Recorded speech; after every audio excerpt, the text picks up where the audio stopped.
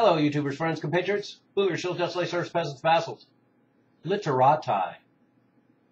I am a useful idiot, and today I regretfully have to talk about the passing of Gore Vidal at the age of 86. He was born in 1925 in West Point, New York. I had the distinction of living at West Point, New York myself for 3 years and know the area well. So his family had a long history in that area, and of course he's a local hero. But he is a noted liberal American author, playwright, essayist, screenwriter, and political activist. I was a big fan of his because I liked his Mark Twain style view on things, and a lot of sarcasm, and a lot of satire, and a lot of political activism. And so a man after my own heart. And he's noted for a novel in 1968 called Myra Breckenridge. That's the first time I came across him, although he started writing as in the middle 40s. And Myra Breckenridge came out in 1968, and it was a satirical transsexual comedy. So, of course, it was very controversial at the time, and I had to get my hands on it. And, the novel has a lot of love for 30s and 40s movies, and I have a shared love for 30s and 40s movies. So I really related to Gore Vidal, and I wasn't really aware at the time that he ran as a Democrat for Congress in 1960 in New York, and he ran again in California in 1982.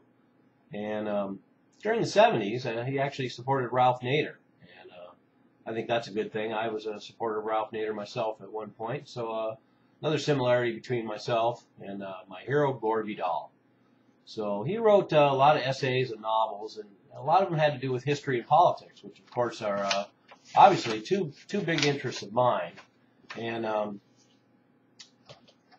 I think the last few years in the 2000s is when Gore Vidal wrote a lot of his very scathing indictments of American expansionism, the military-industrial complex, and the national security state. And of course, I'm all on board with that.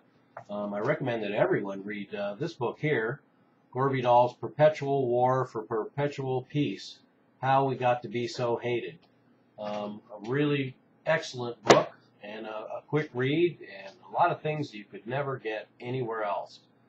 So he also wrote The Last Empire in the year 2000. He wrote Dreaming War, Blood for Oil, and the Cheney-Bush Junta. And of course, he was quite the harsh critic of the Bush administration. And I don't think he would like the Obama administration much more. He was famous also for his rivalry with William F. Buckley, and a lot of dynamic encounters between those two. And they're the stuff that legends are made of. And of course, William Buckley, I'm always like to see him take a few shots. And he also had the foresight to write a book called Decline and Fall of the American Empire in 1992. So 20 years ago this year, he wrote The Decline and Fall of the American Empire. So he obviously had his finger on the pulse of what was happening in the world. And but I'll tell you the one thing that is practically poetry to me is to hear something that Gore Vidal said in the 1970s. Now, for most people, he's perceived as a liberal. But in reality, he was quite the realist. And in the 1970s, he said, and I quote, "There is only one party in the United States, the Property Party, and it has two right wings, Republican and Democrat.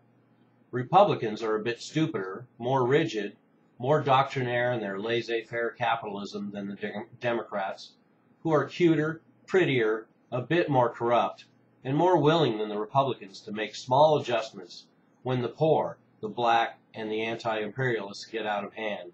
But essentially, there is no difference between the two parties."